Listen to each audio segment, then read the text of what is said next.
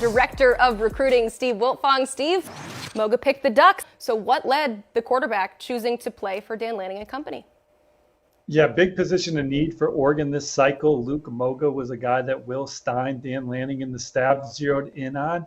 And Luke Moga told me that they have the best resources in the country to help him achieve his goals on and off the field. Said it's going to be a special class. He said that Oregon made it clear that he was a priority and showed him that throughout. And he thinks the love from the entire staff was special. But he also talked about going to a place that had schematic fit that can win championships, and he sees that at Oregon as well. Steve, Luke Moga joined the class, but there was another quarterback inside Autzen Stadium for the spring game this past weekend. That would be Michael Van Buren from the state of Maryland. The Ducks sit among his top schools alongside Penn State and Maryland. Is Oregon preparing to try to take two quarterbacks this cycle, or have things subsided? Where does this kind of sit with the Ducks?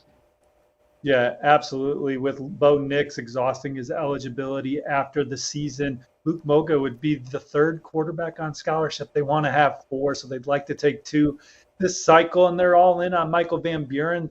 This was his third visit to campus, second in the last 2 weeks, and he said the atmosphere was great, the coaches were great, everything went well. He said what excites him about Oregon is the culture. Everyone in the building is close, and Coach Lanning's really big on family. And he thinks that Coach Lanning is building something special. Now, Oregon is trending on the 24/7 Sports crystal ball for Van Buren as they battle Penn State and Maryland. Can never have too many QBs. All right, outside of those notable visits, there were a bunch of five-stars checking out Oregon this weekend. So let's start at the edge position. You got Jordan Ross and Dylan Stewart both in attendance. What'd they think of their trip to Eugene?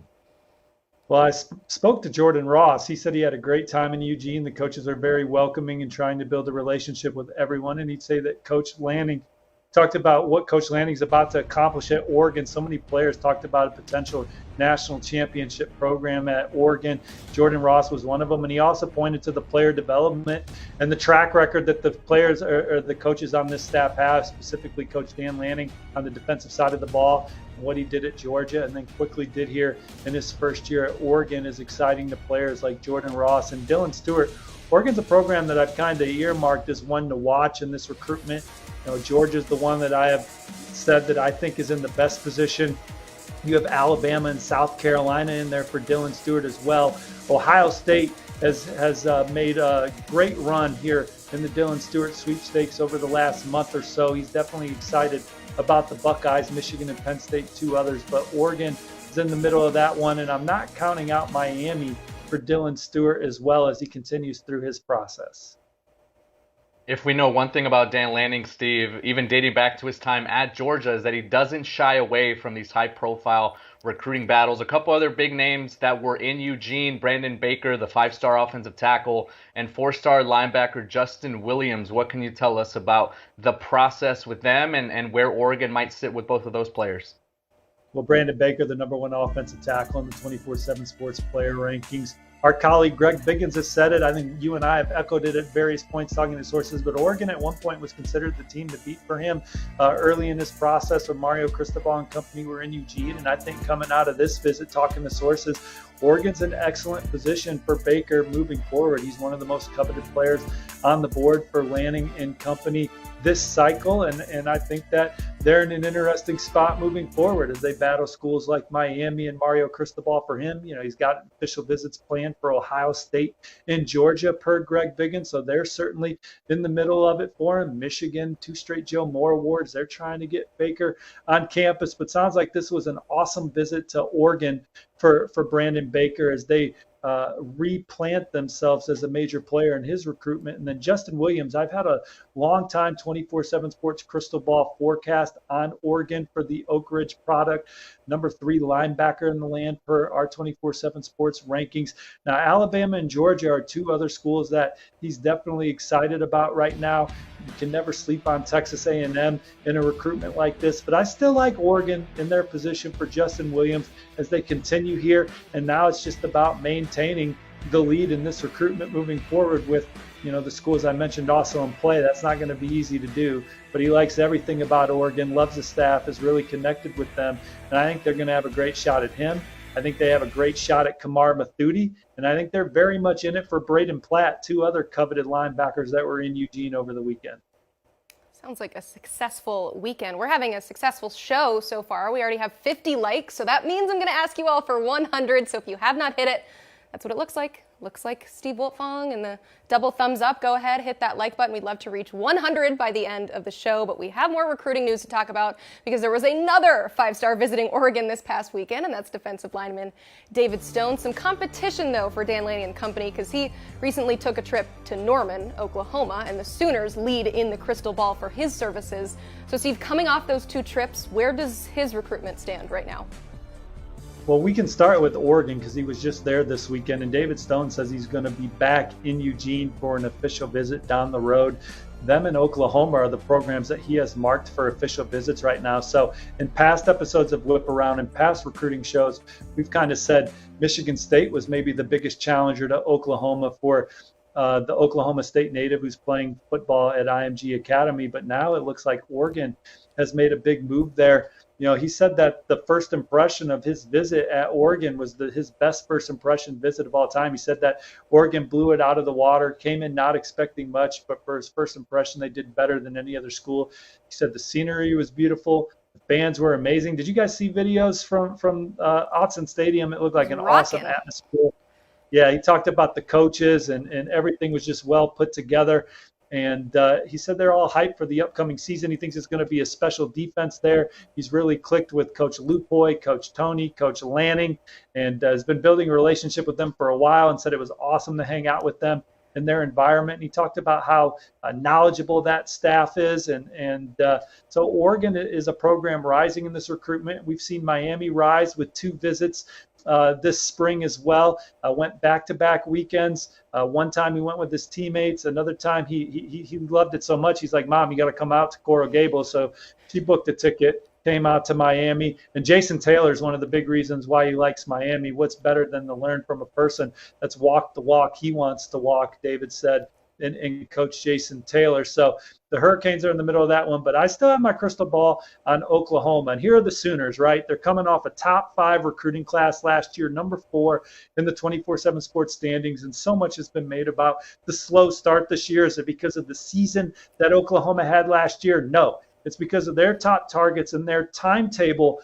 They're just not ready to make a decision right now. So Oklahoma, they're fully vested in these guys right now. They could land 3 guys in our top 10 right now, and David Stone is one of them. And he was back for the spring game. He was in Norman for 4 days earlier in April. We flipped to May. So he was in Norman for 4 days in April. Said that was his first spring game there. Got to see him in action. He loved it. Said the fans were amazing there. Said everyone was engaging, and seeing the former players made it a surreal, special experience.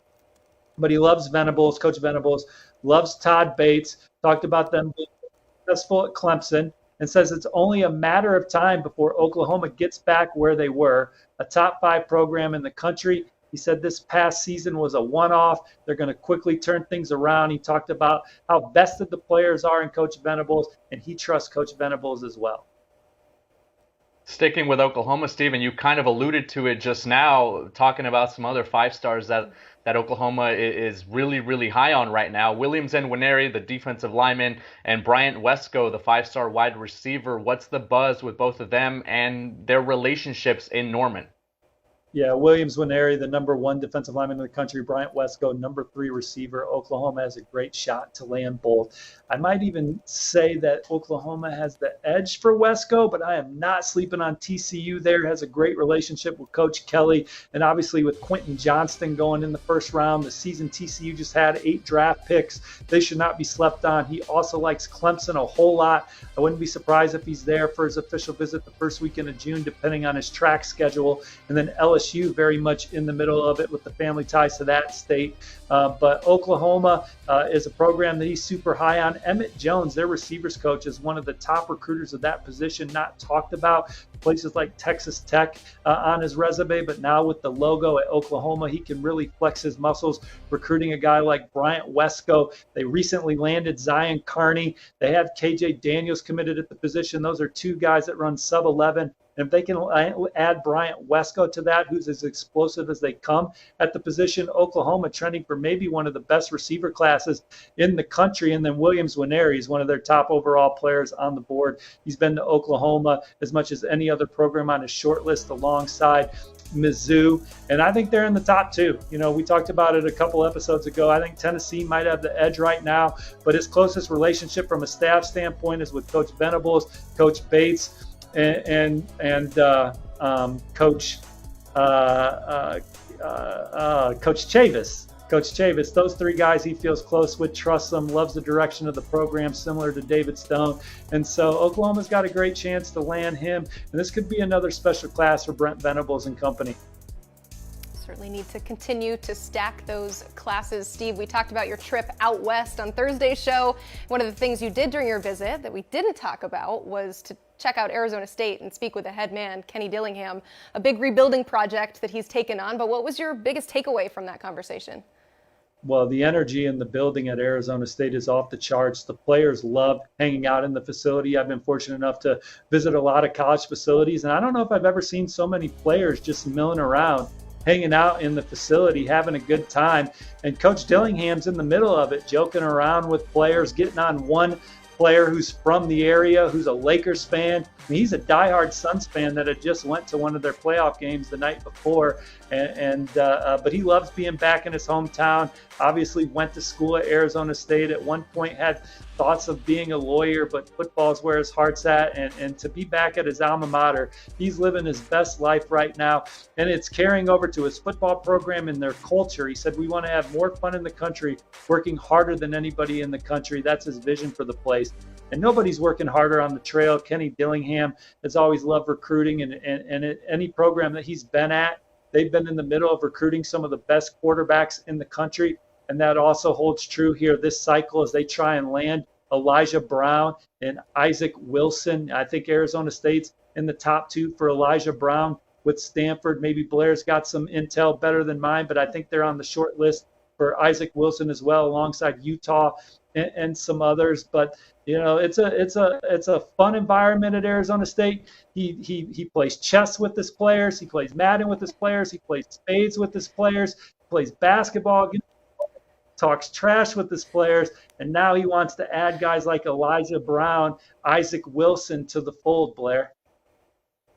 Yeah, it's exactly that, right, Steve? I think he's being what he is, and that's a reinvigorating presence in that program. They needed someone with that energy after what happened at ASU, right? Herm Edwards was, I think, the wrong fit for them at the wrong time, and now he's trying to build from within. He's building with in-state prospects, already landed Dylan Tapley, one of the better players there in the state of Arizona in this class, and he started the hashtag, Activate the Valley, and that's what he wants to do. He activates the greater Phoenix Sun Valley, and he's been, I think, a really, really good recruiter here in the last 6-7 months since he's been there. And staying at quarterback, you mentioned Isaac Wilson and Elijah Brown. It's going to be imperative for them to continue to stack at the position. Let's talk a little bit of 2025, Steve, before we let you go. Cutter Boley is the number 9 quarterback in the rankings right now. And I say right now because things are so fluid in recruiting. But as we live here today, what's the latest in Cutter Boley's recruitment entering the month of May? Well, Cutter Boley's a name to know right now because he could also end up in the 2024 class, Blair. Some programs actually are pushing for that. Penn State and Kentucky are 2 programs that like him in the 2024 class. Florida State is another school that's definitely in great shape for Cutter Boley. I look to see him take trips to all 3 of those schools again in June. But he said he's going to just pick the school first and then decide on reclassifying after that. But he's coming off a fantastic sophomore season, threw for almost 4,000 yards.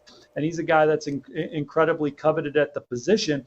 And Penn State and Kentucky looking for 2024 signal callers. Cutter Boley's a guy who age-wise fits in the class. A COVID year, I believe, allowed him to reclassify to 2025. He can now be making his way back to 2024, depending on the school he picks. Kentucky, I probably give the slight edge to right now, but he's definitely very high on Penn State and Florida State as he continues through his process. And that doesn't mean other contenders aren't in the game, but those are three that I think are very well positioned for Cutter Boley. Steve, appreciate you as always.